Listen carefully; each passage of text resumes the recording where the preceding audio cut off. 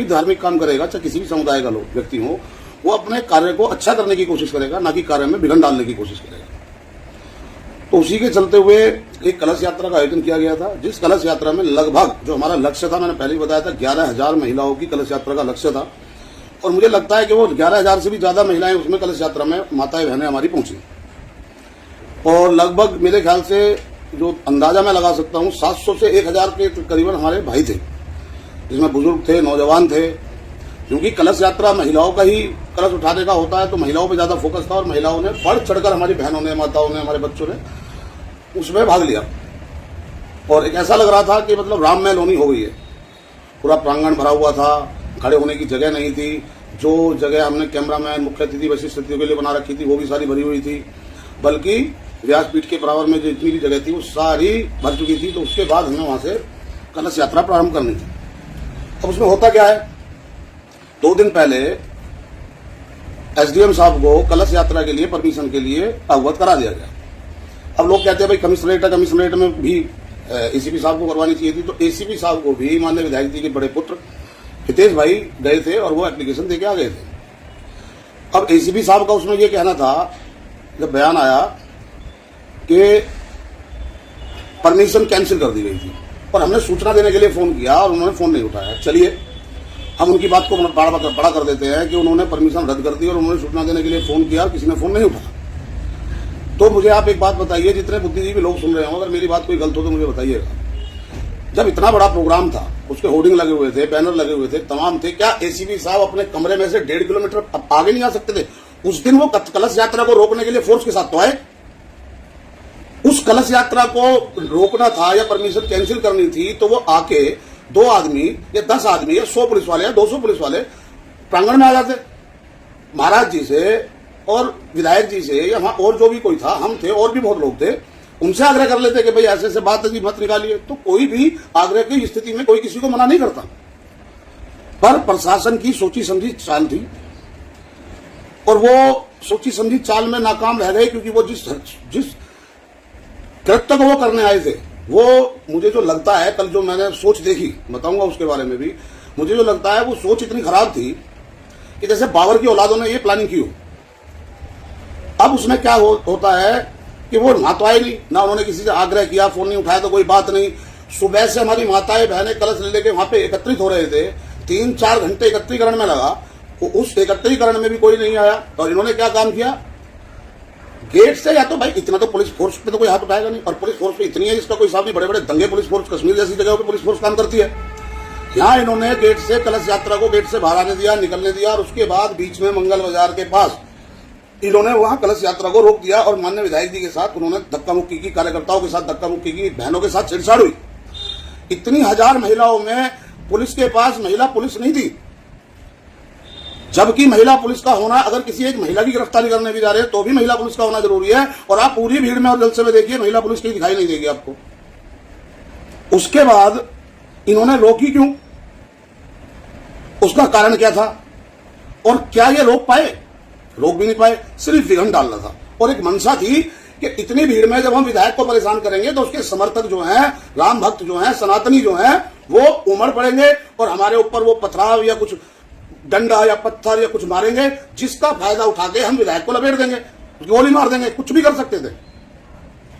जो इतनी बुरी हरकत कर रहे हैं इस हिंदुस्तान में, भारतवर्ष में, जहां बच्चा बच्चा राम का है, जहां अंतिम सांस जिसकी भी निकले, चाहे वो किसी भी बिरादरी का हो, पर अंतिम शब्द क्या कहा जाता है, राम नाम सत्य है, सत्य बोलो सत्य है। यानी कि राम नाम ही सत्य है। और जब ये राम नाम रूपी प्राण हमारे अंदर से निकल जाते हैं तो आदमी मृत हो जाता है। और उस राम की यात्रा में रामचरितमानस जो हमारा सबसे पवित्र ग्रंथ है, वो उनके सर पे था, जिसे वो लेके चल रहे थे गंगा जल के रूप में। और देवताओं का आह्वान करने के बाद वो कलश जो था वो महिलाओं के सर पे था, हमारी बहनों के सर पे था। और उसके बाद उन्होंने कुर्ता फाड़ने की वो करी। नागेश, उनके छोटे पुत्र के पैर में चोट है, होठ फटा हुआ है, एक भाई के हाथ में फ्रैक्चर है, 4 लोगों की डॉक्टरी एमएलसी रिपोर्ट है, और 3 की लोनी की है और 1 की टीटीवी हॉस्पिटल की है। इतनी गंभीर चोट थी। अब मुझे आप ये बताइए, क्या वो चोट अपने आप मारी गई? कल एसीपी साहब एक ग्रुप पे वीडियो डालते हैं, जिस वीडियो में मैं विधायक जी के पास जाता हूं और वो अपनी जेब में से कुछ कागज निकाल के मुझे देते हैं। वो टोटल 30 सेकंड की वीडियो है। तो उसके लिए ये कह रहे हैं कि देखिए, और ये नहीं डाल रहे कि ये कार्रवाई हुई है या कार्रवाई नहीं हुई। वो डाल रहे हैं राजीव मिश्रा जी जो पत्रकार है उनके ग्रुप पे कि ये देखिए कुर्ता फटने से पहले प्लानिंग। अच्छा जी, फिर एक वीडियो डालते हैं, वो देखते हैं कि ये देखिए इसमें कुर्ता फाड़ा किसने। उसमें विधायक जी के साथ पुलिस जद्दोजहद कर रही है और उनके जो बचाने के लिए और कार्यकर्ता जो है उनके आसपास थे, तो वो भी उन्हीं पे मरने की कोशिश करी जा रही है, जिसमें उस पूरी वीडियो में कहीं ऐसा नहीं दिख रहा कि कुर्ता फाड़ा गया हो। और जद्दोजहद में वो कुर्ता फटा, तो वो कुर्ता पहली बात तो विधायक नंदकिशोर गुर्जर का नहीं फटा, प्रत्येक राम भक्त और सनातनी धर्म रखकर मानने वाले का फटा। और एसीपी साहब से मैं ये पूछना चाहता हूं, इतने बड़े अफसर होने के बाद क्या उनके पास इस बात का मेरी का जवाब है कि पुलिस अगर कोई काम कोई कर दे, कोई गलत काम कर दे या कोई सही काम कर दे, उस पर मुकदमा दर्ज हो जाए तो पुलिस एक चीज तो डाल सकती है ग्रुप पे कि ऐसे ऐसे शिकायत मिली और इस शिकायत के में हमने ये कार्रवाई की, ये दोषी पाया गया, ये निर्दोष पाया गया। पुलिस कब से व्हाट्सएप पे ये डालने लगी? यानी कि आप किस हद तक मजाक बनाने की कोशिश कर रहे हो? क्या करना चाहते हो? अरे आदमी अगर किसी रैली में भी जाता है, आदमी गंगा जी भी जाता है तो अपना पर्स, अपना मोबाइल, अपनी चैन को सुरक्षित जगह पे रखता है। ऐसी यात्रा जब चली, उन्होंने वो अपने कागज मुझे दे दिए। इसमें क्या प्लानिंग हो गई? और अगर प्लानिंग करनी थी तो उसके बंगल बाजार में इन पे यात्रा नहीं रुकी, तो जब हम पूरे रोड पे बंगल बाजार से नाले नाले इंदिरापुरी, जिस बीच में 2 मस्जिदें भी आती हैं, इंदिरापुरी से 2 नंबर से सोफटे रोड पे, जहां वहां भी 2 मस्जिदें आती हैं, और मुस्लिम समाज के लोगों ने उस वर्षा की।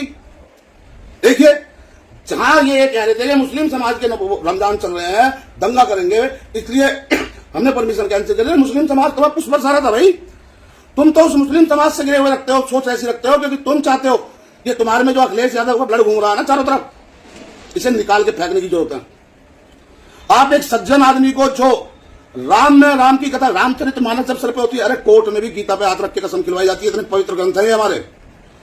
और एसीपी साहब ने वो डाल दिया। मैंने जब उस पर जवाब दिया एसीपी साहब से पूछने के लिए, तो उन्होंने वो ग्रुप बंद करवा दिया। जवाब है नहीं ना, जवाब होगा तो देंगे, ये कोई भी अधिकारी नहीं कर सकता भाई। और इसका जवाब इन्हें कोर्ट में देना पड़ेगा, यहां नहीं देना, कोर्ट में देंगे जवाब, तो हम लेंगे। हमारी बहनों के साथ छेड़छाड़ हुई, हमारे भाइयों के साथ छेड़छाड़ हुई, उन्हें पीटा गया है? क्या चाहते थे भाई? इतनी भीड़ को कैसे कैसे हम लोगों ने काबू किया होगा? कितना जो दुर्गा होती हैं हमारी माताएं बहनें, दुर्गा के रूप में उस टाइम थी, वो चाहती तो एक एक को नोच रही थी। इतने सारे नौजवान थे कि चाहते तो कुछ भी हो सकता था वहां पर। हमने पता नहीं कैसे कैसे आग्रह करके, नहीं भाई जो कर रहे हैं करने दो। इनका तो मकसद ये था कि भीड़ भड़क जाए और उस भड़क का फायदा उठाने के बाद विधायक को लपेट दो। ये बिल्कुल सरासर गलत हुआ। कार सेवकों पे गोली चलवाने का काम किसने किया था? समाजवादी पार्टी ने ना। उसी समाजवादी पार्टी की सोच के ये अधिकारी लोनी में राम भक्तों के ऊपर लाठियां चला रहे थे, हमारी माताओं बहनों के ऊपर लाठियां चला रहे थे। ये कौन सा इन्होंने काम किया? कोई एक आदमी तो मुझे बता दे। अरे विपक्ष के भी राकेश टिकैत जी जैसे का मैं उद्बोधन सुन रहा था, उन्होंने कहा कि नंदकिशोर गुर्जर यार अपनी जगह बिल्कुल ठीक है, वो शोभा यात्रा ही तो निकाल रहा था और पुलिस उसे क्या बता रही है? जलूस। बताइए, शर्मनाक बात है कि कलश यात्रा को, शोभा यात्रा को जलूस का नाम पुलिस ने दिया। तो ये हमारे धर्म को चोट पहुंचाने की आहत हुई। रात मैंने जब देखा तो मुझे बड़ा पीड़ा हुई कि मेरी पुलिस इस तरीके की हरकत करेगी तो कैसे काम चलेगा। और हम लोग अपनी सुरक्षा, अपने परिवार की सुरक्षा करना जानते हैं। मंगल बाजार के बाद एक होमगार्ड तक नहीं था पूरी यात्रा में, और यात्रा बिल्कुल शांतिपूर्वक गई, कलश यात्रा शांतिपूर्वक संपन्न हुई और आज कथा चल रही है। और दूसरे उन पुलिस वालों को चाटुकारिताओं की मैं बात करूंगा, जो लोनी के पूर्व चेयरमैन है, वो भी एक ऐसी वीडियो डाल के हंस रहे हैं। अरे अपने गलेबान में झांक के देखो, करोड़ों रुपए की संपत्ति, बेनामी संपत्ति का मुकदमा आप पे 4 दिन पहले दर्ज हुआ है। वो कहां से संपत्ति रहा, नहीं जवाब दे लो पहले। पुलिस तुम्हें गिरफ्तार ना करे इसलिए उनकी चाटुकारिता कर रहे हो। आय से अधिक संपत्ति रखने का मामला दर्ज हुआ है उन पे, पेपर में शायद आप लोगों ने पढ़ा होगा, पूर्व चेयरमैन पे। कहां से आई वो संपत्ति? ये गरीब जनता का जो तुमने खून चूस चूस के बनाई है ना, निकलेगा तो यही। और अपनी बात को छुपाने के लिए इतनी जल्दी एकदम लाइव आके कहते हैं कि देखिए ये साजिश हो गई, ये फलाना हो गया। अरे कोई लाखों रुपए खर्च करेगा और कोई अपने जनता मिलके अपने पसीने से, खून पसीने से उसको खड़ा करेगी, उसमें मेहनत करेगी, इतनी कलशों को लाएंगे, उतने कलश बांटेंगे, कितने लोगों का योगदान रहा होगा। सिर्फ इसलिए रहा था। और अगर दंगा कराने की मंशा थी तो फिर क्यों नहीं कराया? जब तो एक होमगार्ड भी नहीं था भाई पूरी यात्रा में। हम अपने बल पे यात्रा लेके गए, सनातनी भाई ये हनुमान जी की तरह पहरेदारी करते हुए गए और पहरेदारी करके अपना सारी माताओं बहनों को सुरक्षित लेके आए। और आज 10,000, 12,000, 15,000 लोग रोज कथा सुन रहे हैं। बताइए, किसी को कोई समस्या आ रही हो, कोई चोरी कर रहा हो, हर चीज की व्यवस्थित रहता है, कहीं कूड़ा भी पड़ा हुआ मिलता हो कथा का तो भी हम जिम्मेवार हैं। बस सूरज अस्त और बंदा मस्त, उनका एक ही काम है, आराम के पैसे कमा रखे हैं, कुछ भी कर लो। पहले बलात्कार में जेल जाना, पुलिस द्वारा चिप्सी में खींच के पकड़ के बिठाना, अब आय से अधिक संपत्ति का मामला दर्ज होना। कितने मुकदमे करोगे?